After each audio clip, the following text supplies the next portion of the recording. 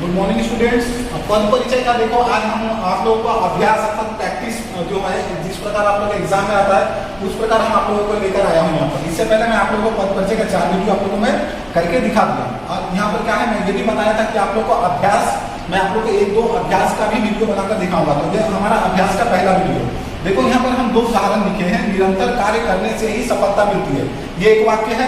दूसरा वाक्य क्या है, ईमानदारी बहुत दुर्लभ वस्तु है। ये 2 उदाहरण हम आप लोगों को समझ लेकर आया हूँ और इन 2 उदाहरणों को मैं अंडरलाइन कर दे रहा हूँ। जिसका मैं अंडरलाइन कर रहा हूँ उसका ही हम पद परिचय करेंगे, है ना।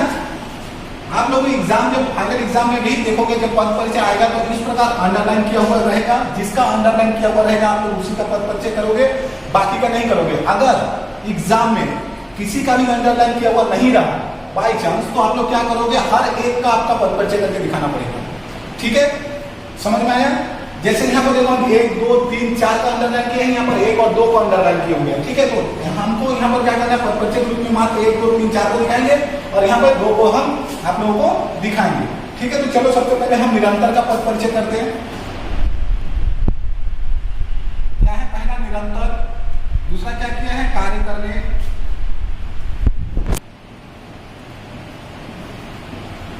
तीसरा क्या है, देखो ही,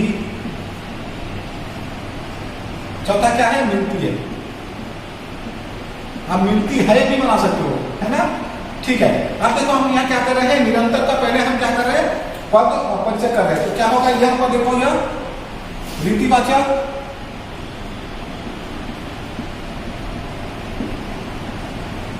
क्रिया विशेषण,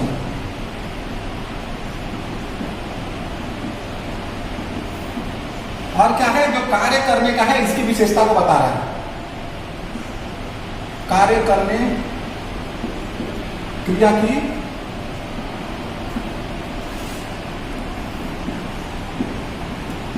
विशेषता, कार्य करने इसमें यहाँ पर क्या है, निरंतर कार्य करने। यहाँ पर ये स्पष्ट रूप से आपको समझ में आना कि क्या है, क्रिया है।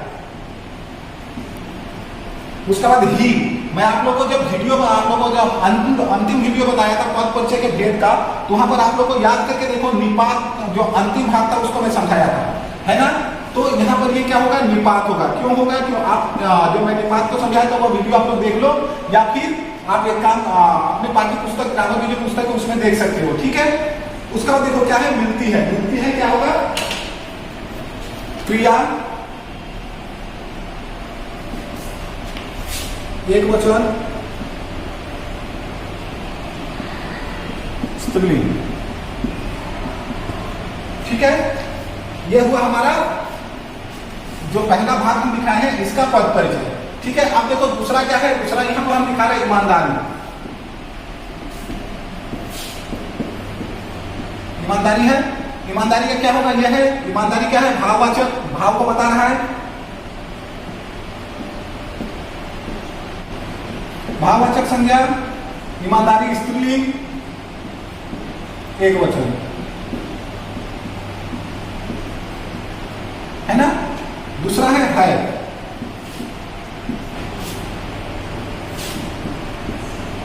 होना, क्रिया का कर्ता।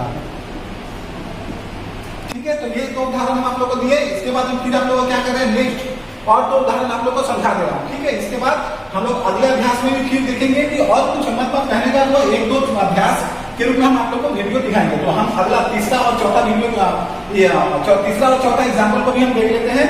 तो अब देखो हम क्या करते हैं, तीसरा एग्जाम्पल और चौथा एग्जाम्पल को भी आप लोग के सामने लिखा हूं और तीसरा और चौथा एग्जाम्पल के भी पद परिचय आप लोग करके दिखा रहा हूं। ठीक है, तो देख लो आप। सबसे पहले हम क्या करते हैं, परिश्रम के बिना, इसको हम अंडरलाइन कर रहे हैं, धन प्राप्त और होता, इसको हम यहाँ पर अंडरलाइन किए। और वहां पर क्या है, कल मैंने लाल किला देखा, कल लाल किला देखा, इसको हम यहाँ पर अंडरलाइन किए। ठीक है, अब यहाँ पर हम करके आप लोगों को दिखा रहा हूँ कि एक का पद परिचय करके हम आप लोगों को समझ रख दे रहा हूँ। देखे, ठीक है, सबसे पहले देखो क्या है, परिश्रम।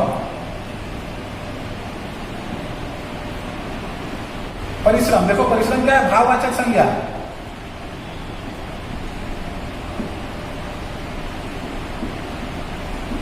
उसके बाद क्या है, पुल्लिंग। उसके बाद क्या है? एक वचन। उसके बाद क्या है? करण कारक।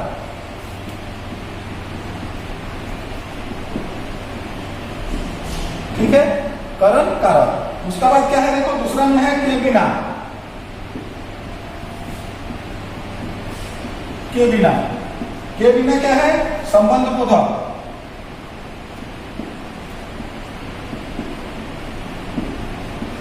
फिर क्या है?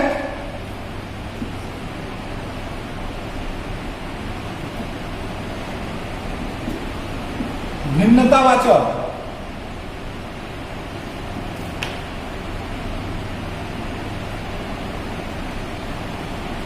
इसका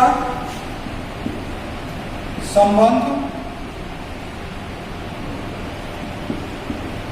होता क्रिया से है।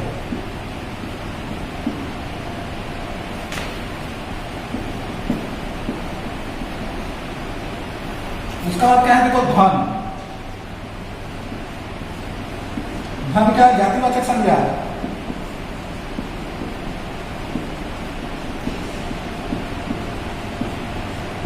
फिर क्या है? पुल्लिंग।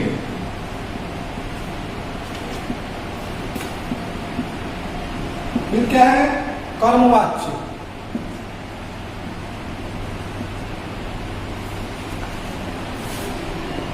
फिर है प्राप्त।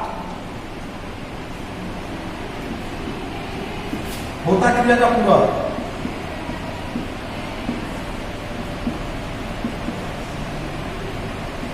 होता क्रिया का पूरक। और अंत में है होता। होता है सक्रमक क्रिया।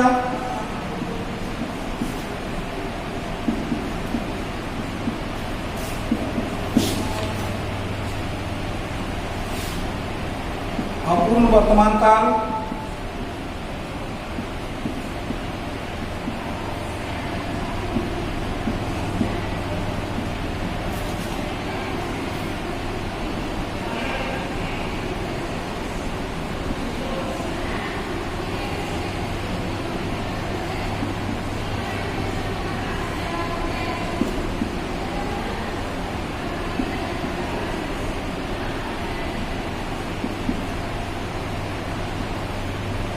कृतवाच्य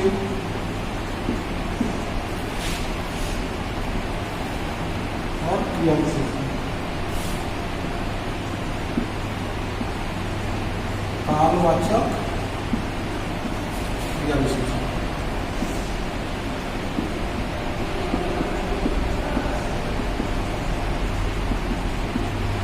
ठीक है, तो ये रहा हमारा पहला जो हम जिसको अंडरलाइन किए हैं वे क्या है? परिश्रम। परिश्रम को मैंने बताया भाववाचक संज्ञा, पुल्लिंग, एकवचन, करण कारक। के बिना, के बिना क्या है? संबंध बोधक, भिन्नतावाचक। इसका संबंध होता क्रिया से। के बिना, ये इसका संबंध जो के बिना है, इसका संबंध यहाँ पर इससे संबंध है। क्यों है? क्योंकि परिश्रम के बिना धन प्राप्त नहीं होता है ना। ये के बिना के साथ नहीं होता। यहाँ पर जो होता है इसका संबंध हुआ। अगर तुम परिश्रम नहीं करोगे तो धन की प्राप्ति होगी कहां से? मतलब होना इस पर डिपेंड है। धन, धन क्या है? जातिवाचक संज्ञा, पुल्लिंग, कर्मवाच्य। और होता क्रिया, होता जो क्रिया है उसका पूरक। प्राप्त क्या है? सॉरी, धन क्या है? जातिवाचक संज्ञा, पुल्लिंग और कर्मवाच्य। प्राप्त क्या है? होता क्रिया का पूरक। और होता क्या है? सक्रमक क्रिया, अपूर्ण वर्तमान काल, अपूर्ण सामान्य वर्तमान काल कर लो। अपूर्ण सामान्य वर्तमान काल और हो धातु, कृतवाच, कालवाचक, क्रिया विशेषण। ये हमारा रहा तीसरा जो उदाहरण दिया है इसका पद परिचय। आप लोग इसी प्रकार करोगे। नेक्स्ट क्या है? देखो कल मैंने लाल किला देखा, उसको भी हम आप लोगों को समझा दे रहा हूं। देखो कल क्या है? कल को मैं अंडरलाइन किया तो कल क्या है? कालवाचक क्रिया विशेषण।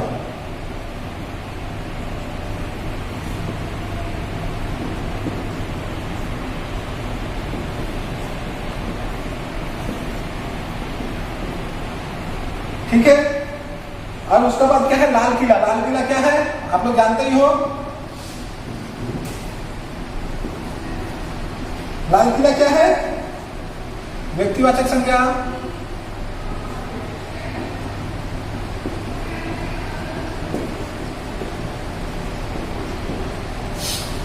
एकवचन,